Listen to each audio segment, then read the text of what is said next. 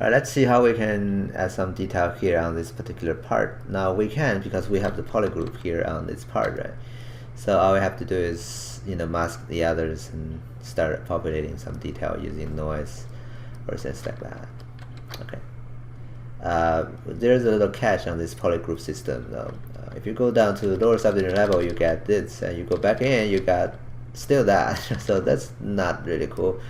I don't know why they cannot really reserve this kind of detail.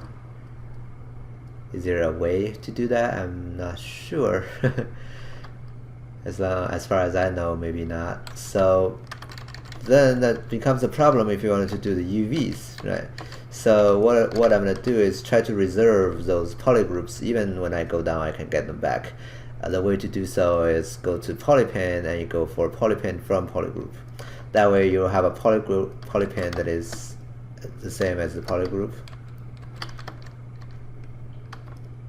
A different group here, right? Let me just Control W to give it a very different color, right? Polypen from polygroup. Okay, now if you go down and go back again, you can see even the polygroup is wrong now. The polypen is still right? So you can go to the grouping, polygrouping, and then say from polypen, and you can get the group back. You don't even have to turn that on.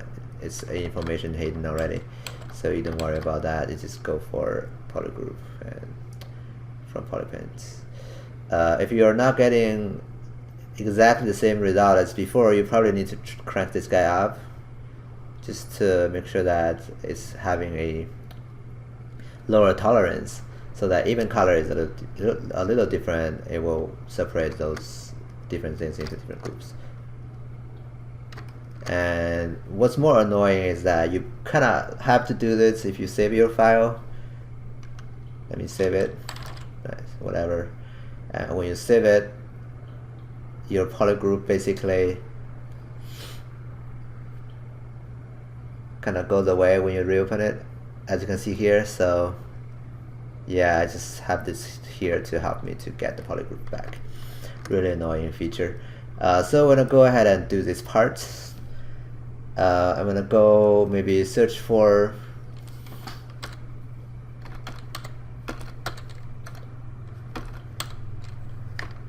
close texture. Go to images. We can find some cool close textures to populate that part.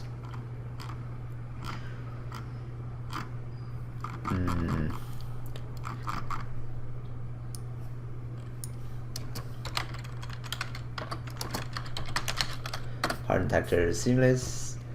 You can search for all different kind of ways. Now I'm not gonna do exactly the same thing they have there. I don't have an image like that, but I can try something interesting, like that one could be cool. I'm not sure how it's gonna do.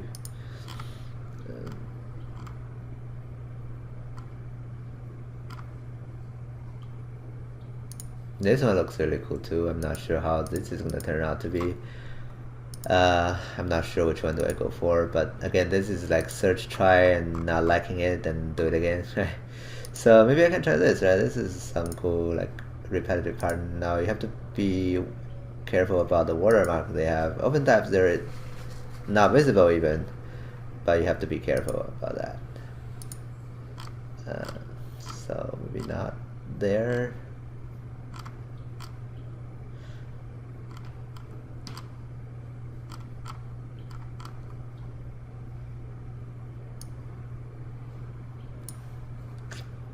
Well, I'm just gonna try something really simple, which is this one, because this one was actually something I used a lot before. So I'm gonna save this and then go back here, and then I'm gonna go for a UV here first. I'm gonna go to lower subdivision level. There's a catch that why I do UV ways. If you're curious on why I don't use its standard drag rectangular and the alpha here. I can of course do this. I can get this here, but I do have this problem on the side. That's the problem of this workflow. You don't quite get seamless result. Right? So that becomes a big problem to me. So I wouldn't try this. Unless this is a very simple noise that you can populate around the model, you can do that, but not this time. So I'm gonna go for, again, a UV. Because we have a thin layer of geometry, I can actually go Z plugin, ZV master, and unwrap it right away without any settings. Here, turn on. That's gonna give me a decent UV already if you take a look. And then I can go back to higher subdivision levels and polygroup again, and then say for polypen. And then I can go Control Shift, click on this part and mask, or I can go use W and Control click to mask everything else. I can smooth the alpha a little bit, maybe grow it a little bit, so I don't want it to have a sharp result there. So masking, grow mask, and then tighten it up, maybe blur it a little bit. Right. Alright, and just in case that I need to fix something, also morph target again and delete the old one and store the new one here, and then I can move on to surface, noise, and then alpha. I load my alpha. You know what? I can use this one maybe. This one looks really cool. Some alpha I used earlier. I'm going to change the alpha scale to actually the mix space noise to something really low. Alpha scale can be something else. Change the strength. You know what? Not quite nice. So I'm going to use something else. Maybe just the one I just downloaded. Right. Scale to something a little smaller. Okay. And I'm going to hit OK. Alright, now you can see that I have, oops, you have to also choose to use UV. And hit OK. Now you can see there's no stretching happening, right? It's perfect. And then I can also go mask by noise, so that I can manually control how much I want to go by using inflate to go in, maybe just a little bit. And then I can clear the mask.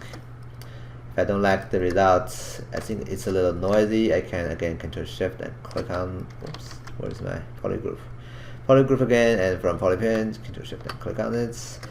And I can go for this smooth, which is underneath deformation, smooth, drag the smooth up to smooth this entire thing. You can drag multiple times until it's smooth enough. And then we got this middle part. Okay, not sure why that one is smooth more, because I never really, maybe the texture is not very good. But yeah, that's how you populate some detail on part of the model.